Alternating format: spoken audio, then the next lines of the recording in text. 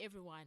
Welcome to another episode of Turning Pages, the podcast that celebrates African literature.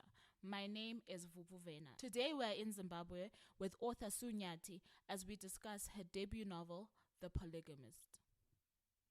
We are of a folklore heritage. We were conceived in the womb of beautiful words, birthed into a captivating world that we've spent eternity trying to name, tell, retell, and paint.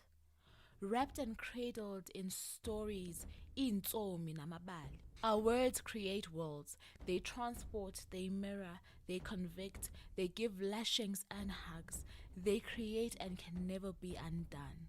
To hide between the pages of a book is to find pieces of yourself before you even were.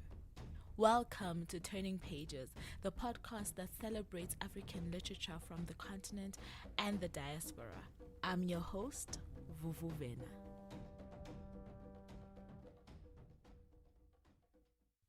Nyathi was born and raised in Bulawayo and lives in Johannesburg with her son. Her first novel, The Polygamist, was published in 2012, and fans will be pleased to know she is currently writing a sequel. Her best-selling second novel, The Gold Diggers, was published by Penn Macmillan in 2018, and her latest novel, called A Family Affair, is also published by Penn Macmillan. Rumor has it that The Gold Diggers is going to be turned into an on-screen feature of sorts, so we look forward to that. Let's read the blurb of The Polygamist. Two's company, five is definitely a crowd. The Polygamist weaves a tale of four women whose lives become intertwined when they all fall for wealthy banking magnate Jonasi. Seemingly indomitable and oozing money, power, and sex appeal, Jonasi is about to complicate all their lives forever.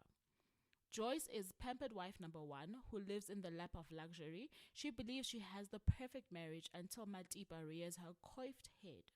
Matipa is the glamorous mistress every married woman hates. Her driving ambition is to usurp Joyce's role as Jonasi's lover and wife. Essie is Jonasi's best-kept secret, the second wife no one knows about. She cared for Jonasi long before he became the man he is, and plays the role of second fiddle, knowing he'll always come back to her. Lindani's main goal in life is to upgrade herself from girlfriend to wife. When she meets Jonasi, she thinks all her problems have been answered, not knowing they have only just begun. Take a journey with these four women and get caught up in the explosive havoc of marriage to a multitude. The following podcast is a Black Bee Media production. So today we are joined by Nyathi, author of The Polygamist, The Gold Diggers, and A Family Affair. It's great to have you with us, Sue. Thank you for inviting me to your platform. I'm excited about this conversation. Thank you so much for agreeing to be part of this conversation, because the minute I read The Polygamist, you saw the vlog that I did about this. I was like, oh my goodness, what on earth is going on here? So I think that this is a very character-driven story, and it would assist us a lot to talk a bit about the characters, especially the main character being Jonasi, who drives, I think, anyone who reads this book insane. So how did you come, or rather, what were you trying to portray in the character Jonasi? So the thing is with The Polygamist, right? And the title is a bit of a misnomer because it's not really the traditional kind of polygamy that we often encounter in our cultures. It's more the perverted underground kind of polygamy, you know, where the participants aren't really aware of that they've signed up for polygamy. So we have Joyce, who's married to Jonasi, and she thinks she's in a monogamous relationship, but she's not. And so we have Jonasi is the man who's the center of it all, who drives the story. But we don't really hear from him. It's actually the women who narrate the whole story, but he is the center of it. And I did that deliberately because, you know, oftentimes people want to know, but, you know, why are men polygamous? And there's always 1,001 reasons, like we've heard them all. But what I was more interested in is, why do women either willingly or unwillingly enter these kind of or find themselves in these kind of relationships, like this underground polygamy that I'm talking about. And so, yeah, so Jonasi just, drives the narrative. Yeah. But we only ever hear his voice at the end of the book. Yeah, yeah. And I know some people were like, I didn't even want to hear his voice. Yeah. By that time, no thanks. Then I remember this guy said, like, I didn't even read that last bit. Yeah, and no, I felt was... the book would have been fine without it, and then you get those people who say they wanted to hear more about Jonasi and what motivated him and yada yada, but it really wasn't about him and his motivations. It was about the women, and I wanted to center the women more than him, even though he is the center of it.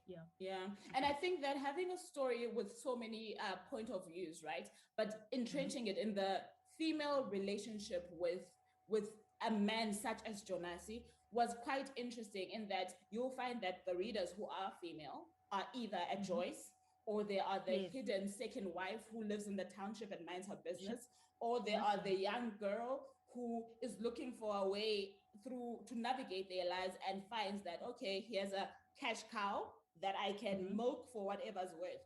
But I think that for a debut, firstly, this was very well done. I think that writing is a skill that most people don't understand the vulnerability of it. And for you to tackle such a subject as sexuality, sex, and HIV in your first offering in the manner that you did, because let's be honest, those kind of conversations get stale at some point, right? Because you get fed them at a very young age, and it's important conversations, but because it's such a need for your society to understand the implications of this illness or this disease, we tend to get to a point where we stop hearing. And what I loved about The Polygamist is that it made me pay attention again, right? After years and years and years of being fed this narrative.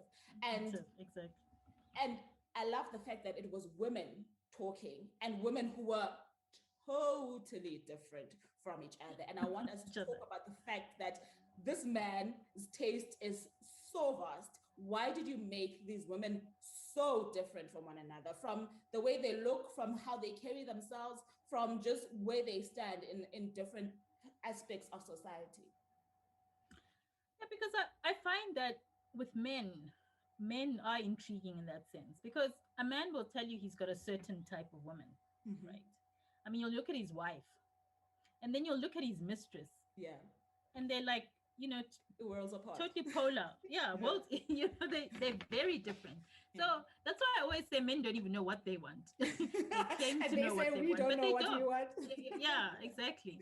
So that's where it came from, that they can be attracted to different kinds of women. And I think the what makes this book very popular even to this day is because different women see themselves in each of those women, and they identify with each of the women. And so I think that's just basically it, that men are attracted to different kinds of women. So you really can never say my husband's type is, because you really don't know. You don't Men know. will shock you. Yeah, that is true. Because he'll tell you, That is true. he'll tell you, I want you to stay slender. Yeah. And then you meet his girlfriend. Yeah. And she's voluptuous, curvy, and you're wondering, but I there don't you are, I'm starving slender. myself. Exactly. Yeah. So it's that kind of thing. Yeah. Exactly. And can we talk about the attraction that these women had to Jonasi? Fine, he's well off, he's got a power status of some sort, but the first woman that we introduced to, Joyce fell in love with Jonasi before he became anything, right? Yes. And the rest of them came through and were attracted to some degree by power. Even with Joyce, there was a thing about looks. Do you think that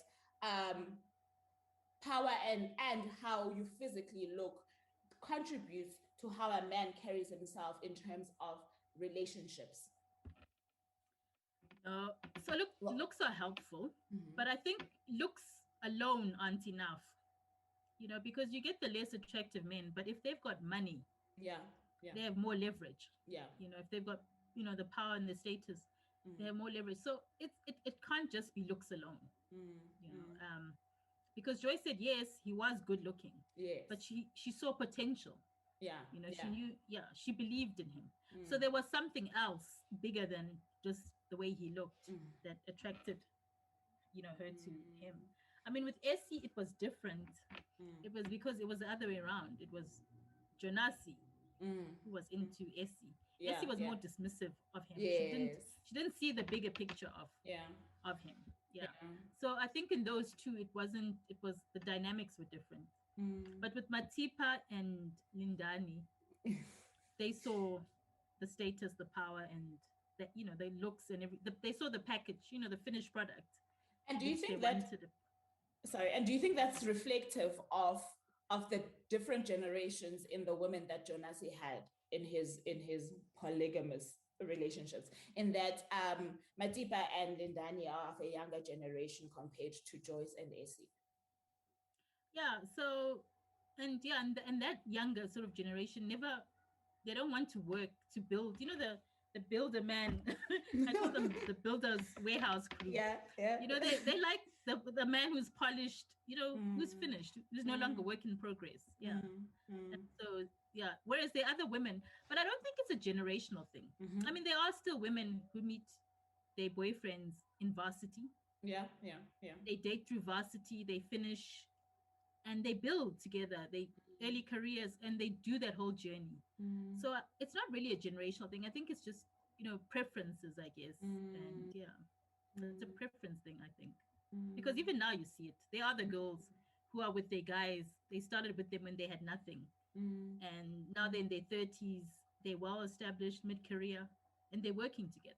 Yeah. But then there's a Matipa waiting for that guy to blossom into his 40s, 50s, where he's really coining it, and she'll come along. So yeah. But do you think then that's the reason why Joyce stayed when she found out what Jonasi was up to? Do you think that she was on some, I have been builder's warehouse for you over these years, and there is no way that I am leaving this situation right now? No, I think impulsively Joyce did want to leave. It was her mother who encouraged her to stay. She was like, come on, Joyce. I mean, you've worked for this.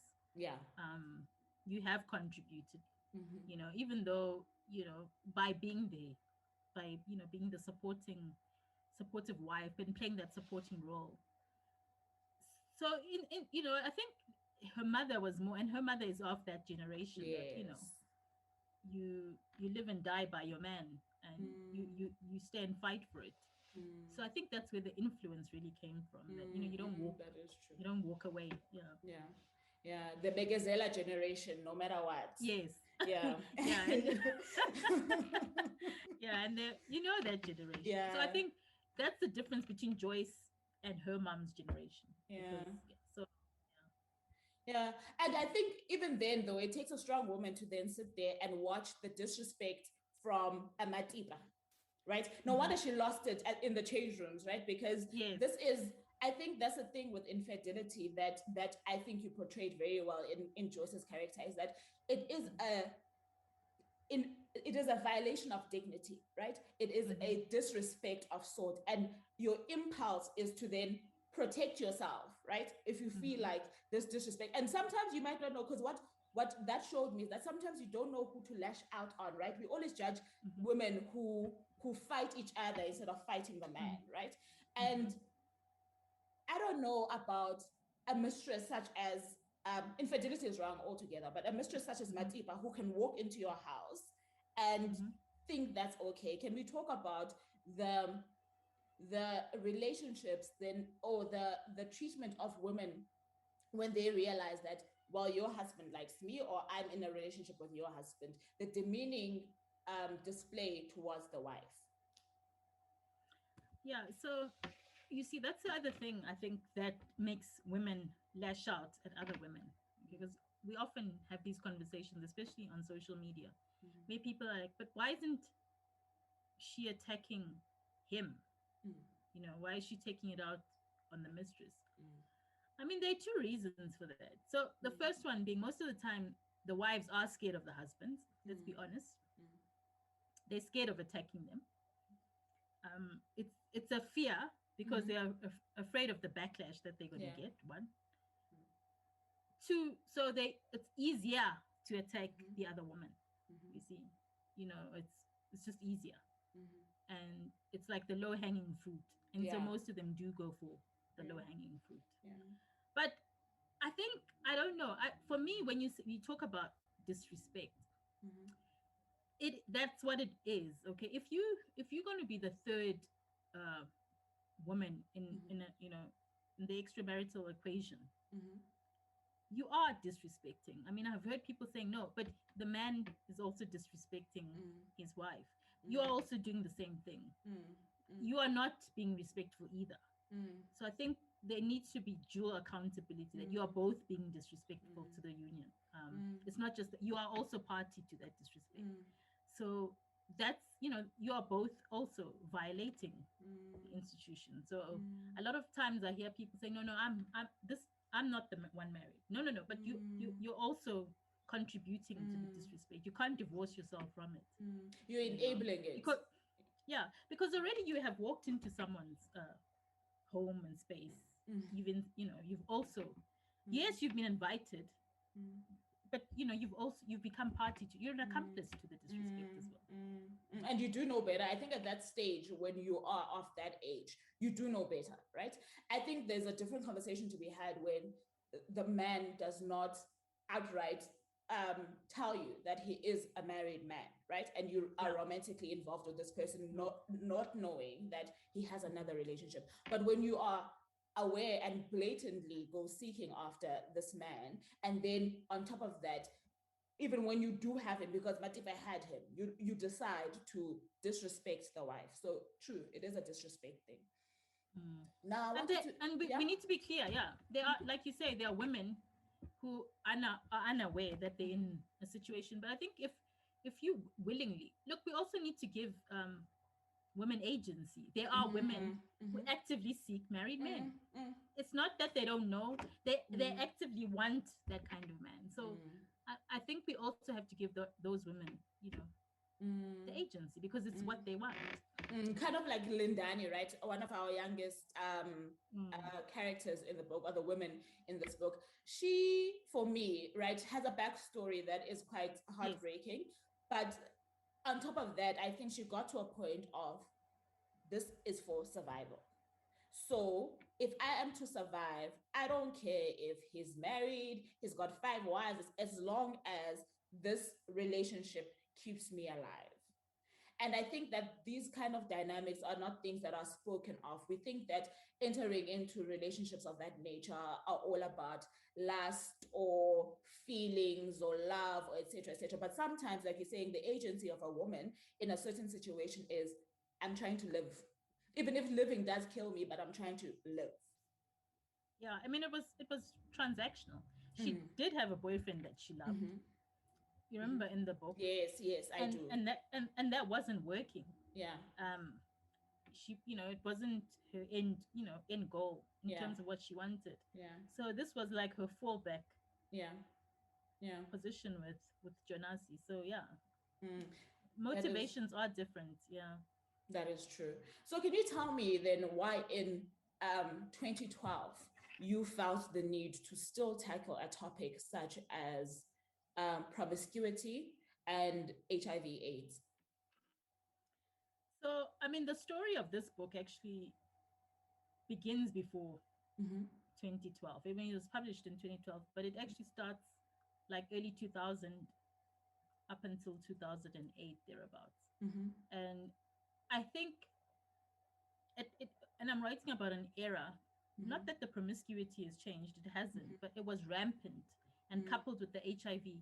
I mean, now people can live with HIV and it's, on chronic medication, they do survive, but the dynamics were different back then, when and the stigma attached to HIV. So it was a different sort of, era as well. But it was still an interesting one. And why I actually chose that era is because it was a time as well when the economy of Zimbabwe was flourishing. I mean, there was affluence. It was a certain time. And I think also people's morality went out the window, coupled with, the money that was, being flashed around. So it was also a different era. I understand that. Yeah.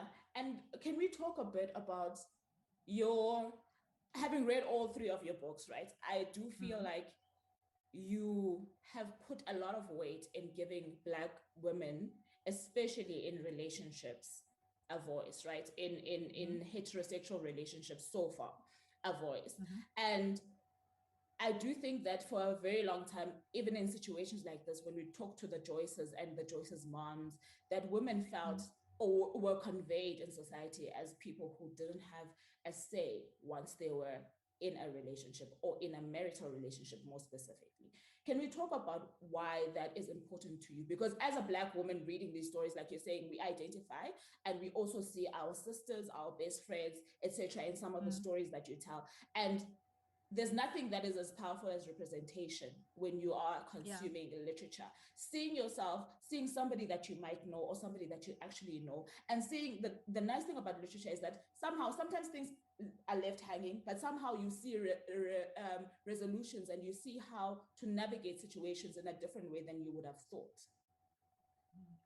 No, because I think a lot of times, especially in African literature, I saw women as being passive. They were always on the receiving end. But we never ever heard what their thoughts were. It was always men dominating the narrative and just women receiving things. And they were never seen as, people who can be active. Even in sex. I mean, I remember someone was saying The Polygamist was the first book they saw where women enjoyed sex, were active participants.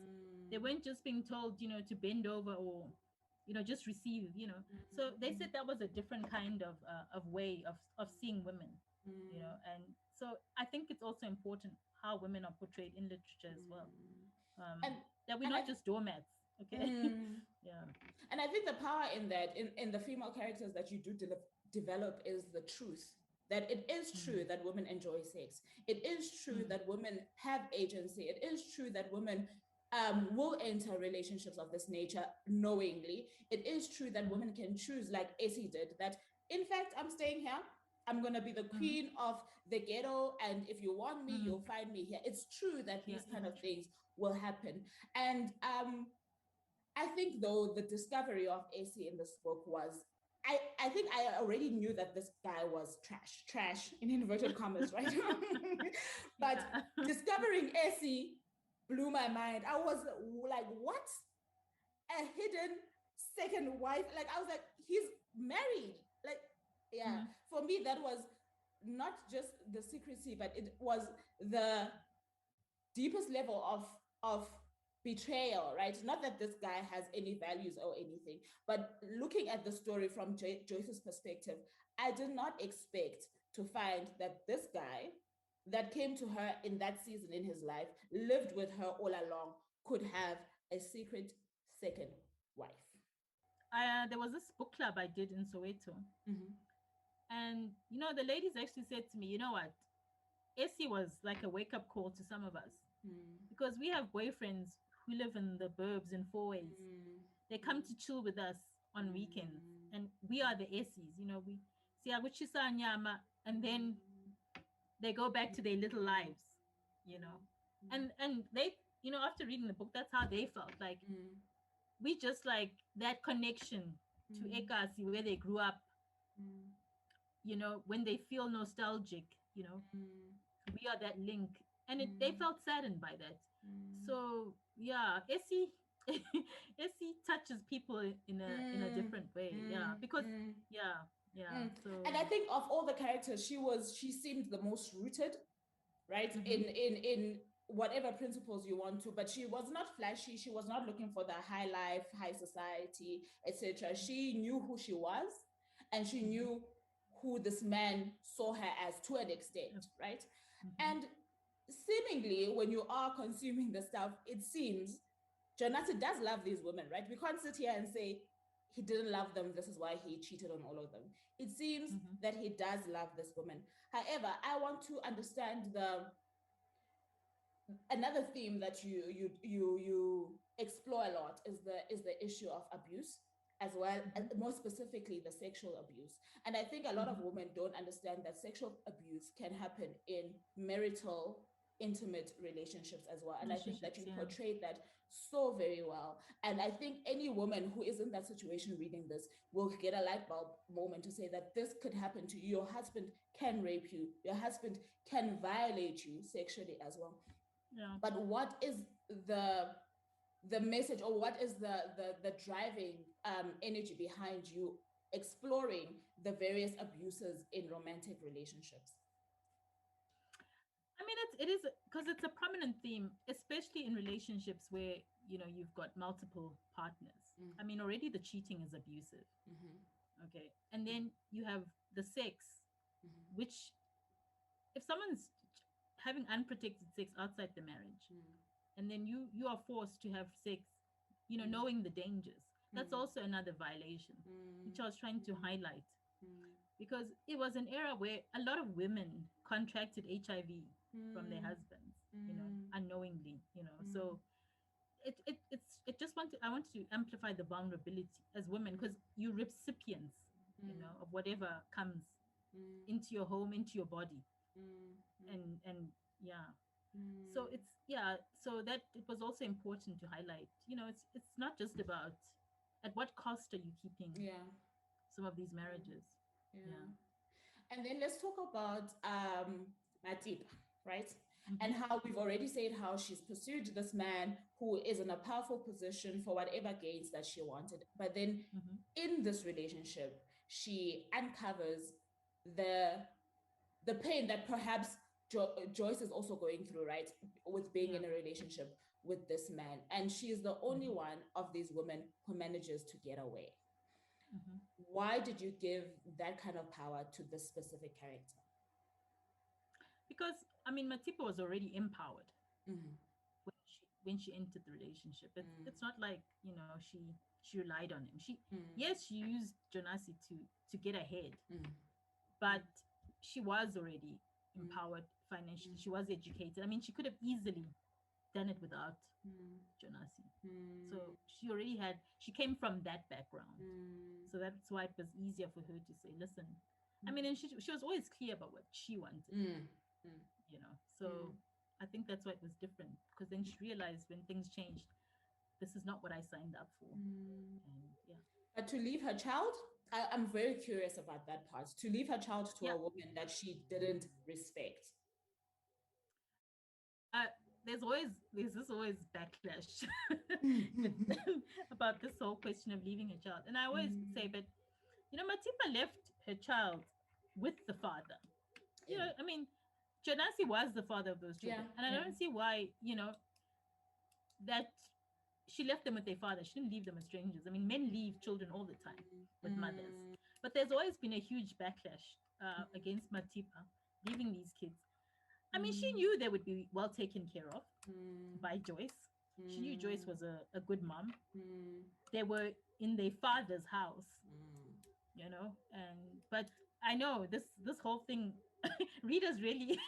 I think the thing there is the fact that I think that women have been raising other women's kids forever, right? So whether it is in a situation where you are coming into a house and helping out, or the fact that your husband has had extramarital affair. But I think the issue with the Jonasi thing is that she knew that man. She knew that man would not take care, as in physically take care of the child. So she knew she was leaving that child with Joyce. Right.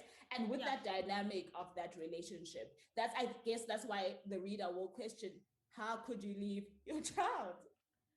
But remember that at some point, her and Joyce did have a relationship. Remember her kids, the twins, would go and play with Shumi.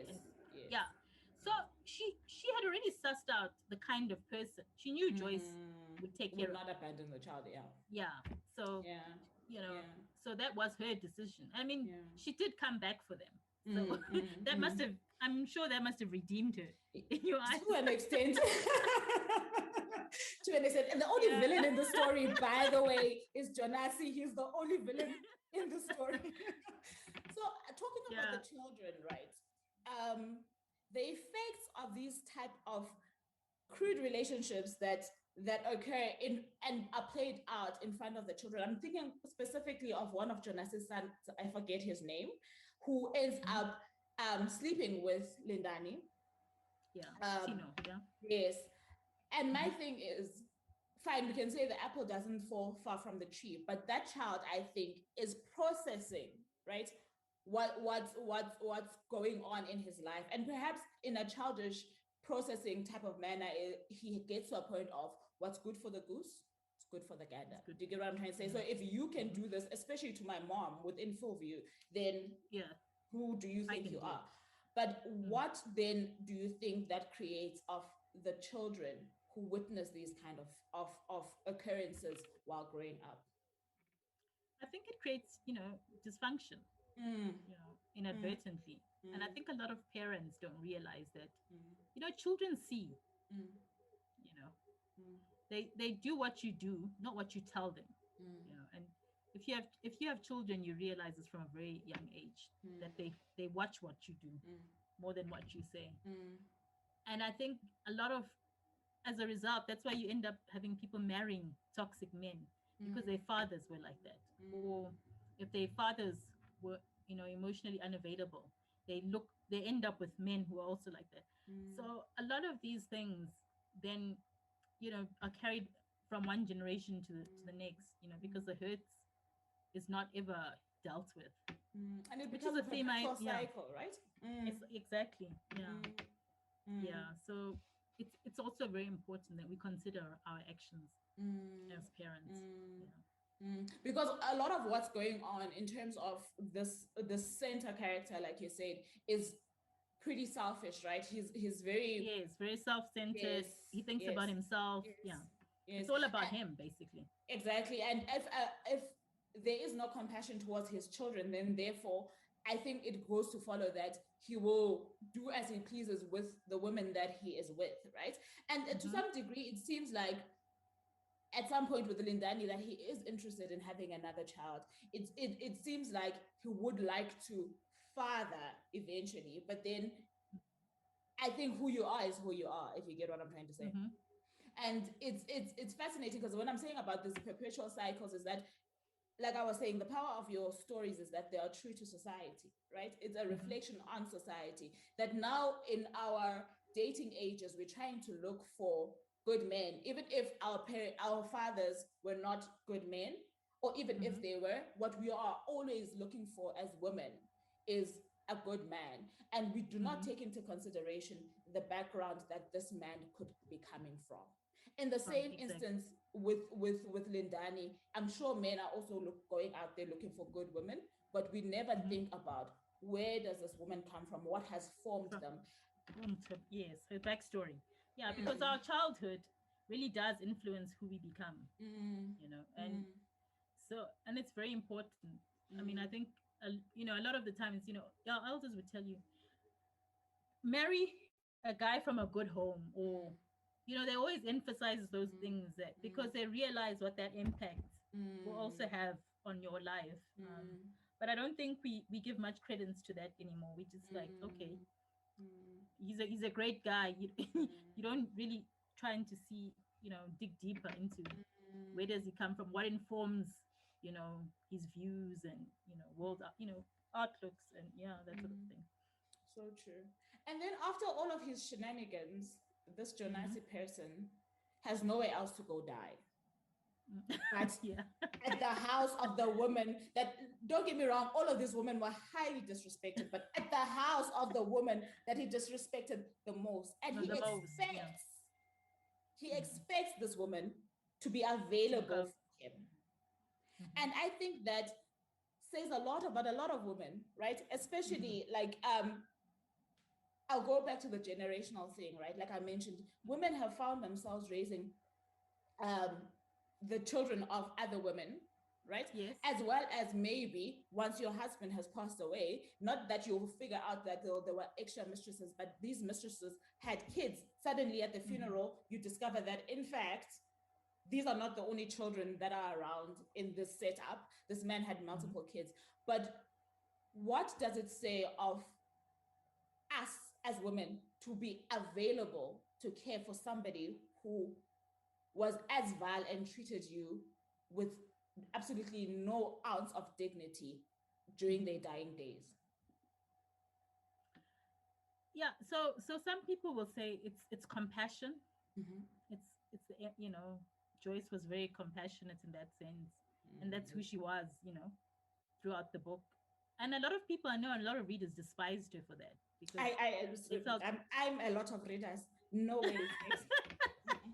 They really did. They were like, she was a doormat. He literally walked all over her, and and a lot of readers said they were angry at her, because she never once stood up and stood her ground, and she just took it all. And there is this, and that speaks to that whole long suffering wife, that role that you're gonna get a trophy at the end. As I roll my eyes, oh my God. It's like she did all this, and you get a pat at the back, but you never do. That's the thing. So, but we have those women, and them. That's true. Till the end, till death do us part, and till the end. And Joyce was one of those women. Yeah. And so people were like, but she got the money in the end, so she did get something. But was it really worth it? And there was a lot that money couldn't buy from her experience, right? There's a lot that money could not be used to heal that situation. Now, tell me, what was the most fun part of writing this book? What did you enjoy the most? Because I think in that vlog, I did say that there's juice, there's scandal, there's, and that's the kind of thing I think that drives a book. And as you can see, right, mine has tabs everywhere, because every single time I felt any emotion, I was like, I mean, honestly, how? And when you think Jonas is not going to do any more, he hits you, and you're like, unbelievable. Totally unbelievable. But for somebody who was writing it, what was the most fun part of it? I think the fun part was there's certain things I enjoyed writing. Like I remember I enjoyed writing the fight scene in that boutique that I really enjoyed writing. The anniversary party where Matipa shows up and has a confrontation with the mom. I love writing the mom's character, even in the hospital scene where the mom, when Joyce is getting her tubes tied and Matipa's giving her a child. those two scenes. Yeah, and then Dindani's character, I liked writing her because I could do absolutely everything with her. There was no holds barred. With her, you could just take it. And then also the scene with Essie in the bush. There was another, when she after they'd gone out. Yeah. Okay. So there were the certain highlights. And I mean, I remember there was this book club that actually acted out that scene. It was hilarious. So they said that you'll never. So those are kind of those scenes that I remember having a good time writing those. Yeah. Okay. And then how have you felt? Because this is a debut, right? And I think that your debut is like your first baby, that you do hold it quite close to you, and you don't know how it will be received. And it's the only one of your books that isn't published by Pen, right? How have you felt about the reception to the story that you were telling? No, I mean, I think when I first came out, I mean, a lot of people didn't know. I didn't know about it, and I think it's because of the marketing and how it is when you're a self-published author trying to get your work out there. It's much harder. I mean, if I think about it, I think it took me almost 2 years to sell the first 1,000 copies of this book. Oh wow! Okay. Yeah, I mean, that's how long. And it's such a good book. So I'm like, oh my gosh. But I guess it's the struggle, like you're saying, of the marketing. Yeah, like people didn't know about it. I mean, if I think now how it moves, it's like, it sells out so fast now. And I think that has, on the back of, people read The Gold Diggers. And then they started to know more about me, and then they then start looking at your back work, and it's been the same with family affairs. So sometimes it's not, you're not market, if you don't get marketed, your work doesn't get the mileage that it deserves. But and that's probably what happened with The Polygamist as well, because I remember a lot of, when I did try to get it traditionally published, I got a lot of rejections. No one was interested in that story. What? And that's yeah. That is weird. And so that's why I decided to self-publish. It was never my intention to self-publish, but my editor at the time was like, it's a good book. I think you should just put it out there. And so that's how it started. That was good advice. But yeah, I'm happy because it opened doors for me in many ways. So yeah, and I'm happy it's a book that I can be proud of even till today. Like I know a lot of people don't like their debuts, or they wish so they could rewrite or do it. So I don't have that kind of regrets with it. So I think it was one of those books where you trusted your instincts. And Okay, I was gonna ask you who your favorite character is. I'm gonna guess, you can correct me if I'm wrong, but I'll guess that your favorite character is Lindani. No, it's not. I just enjoyed writing her. Okay, so who is your favorite character? I never have favorites, eh? Don't you? I don't. So you treat them all like your kids. I love them all equally, even Jonas. No. I don't. Because the thing is, if I write like that, I always feel like I'll do a disservice. You'll start to feel like, I'm forcing the hate on you. I understand. I don't know if you understand what I'm trying to say. So I try, because I'm an empathetic writer, I sort of try and put myself in the shoes of a Joyce, and I write true to that character, from start to end. And I think that's what makes them believable. I was about to say, I think that does show in your characters and how they also develop, that you have no prejudice against, because like I'm saying, these women are all different, right? And if you are not writing from a place of empathy, if you are writing from a place of judgment, because it's easy to judge these ladies, okay? So if you are writing from a place of judgment, it would show, and it would be a different story. So that makes absolutely a lot of sense. I try not to do that, because then I end up, then I influence how you receive the character. Because believe it or not, there are characters who love Jonas, okay, and I don't understand why. There are readers who do, and they find that guy's been the biggest headache. Okay, up until I think A Family Affair, but it's been the biggest headache that I have read in a while. Like, I'm like, honestly, no, grow up. No. Yeah, so that's a thing. So you find there are readers who are also sympathetic to characters like Janasi, and they find excuses for them, which for me is always interesting. So yeah, I mean, I don't know. I mean, like I was like, Janasi, no, but people are like, Janasi is the man, and I'm like, okay. And the thing is, going back to you writing from a place of compassion, even with Jonas, even though I'm saying he is the villain in the story, I don't think that you actually villainized him. I think that you just told us about a man. If you get what I'm trying to say, you told us about a man and his life without placing judgment on him. You showed us how he behaved, how he acted, and we did not necessarily feel that he was villainized. But because I'm reading and interpreting it, I'm gonna hate him. Do you get what I'm trying to say? But it's not like you're saying, here's a man you must hate, but you're like, here's a man, and this is how he lived. So because I mean, if you think, I mean, there are people who like, but he took care of his kids, so they'll be like, he had redeeming features, and so there's always that. And I think it's reflective, because those men that we hate, we vilify, have women standing beside them. So those women do see something in them that we don't see. So that is very true. That's what it goes back to. They have women, and they still get women. They're not sitting there on the shelf. Nobody wants them. There's always someone who wants them. You see what I'm saying? That is very true.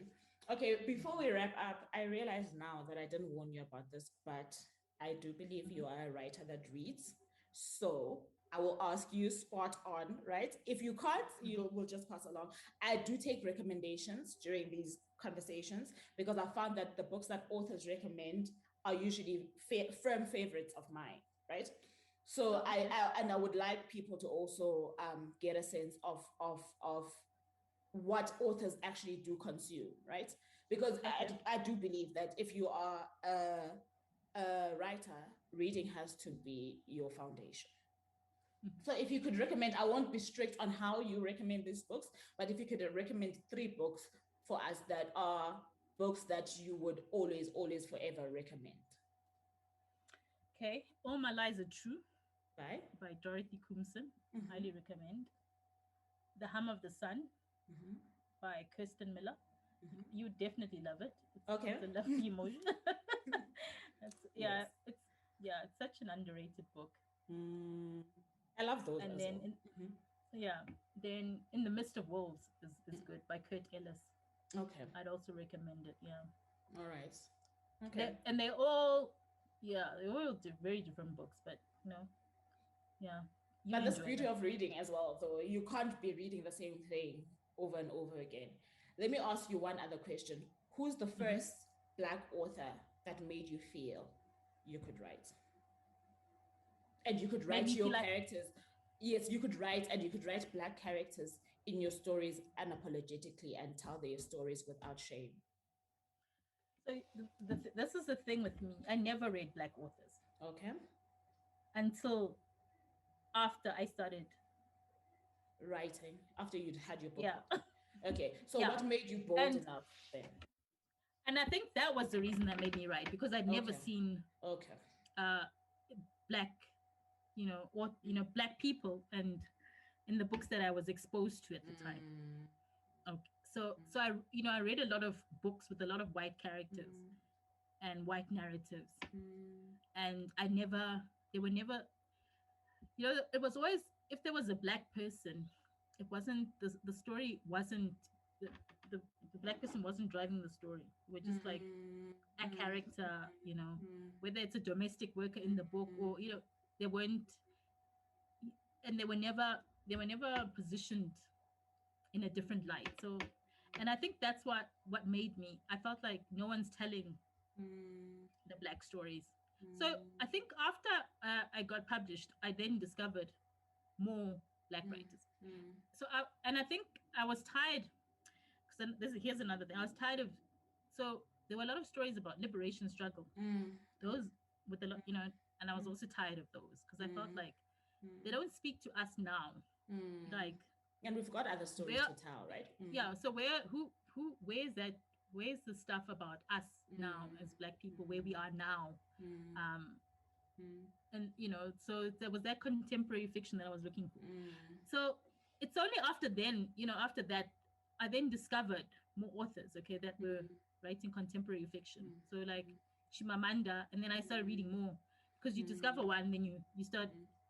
And I'm like, okay, so they lot, and I'm starting to find more and more, which is nice. It's like going down the rabbit hole, right? Once you pick up one, because even with me, my pursuit of African literature in all its forms, contemporary, historical, whatever, started last year, because I was just like you. I was reading literature, whatever I could come across, not necessarily with a specific agenda of I'm looking for Black authors, etc. I always gravitated towards female authors, Black or white or whatever. But last year I made it an intention. And since then, I cannot tell you the world that I've discovered. I'm like, okay, there's more. Oh, really? Oh, okay, there's this. And it's such a fascinating discovery.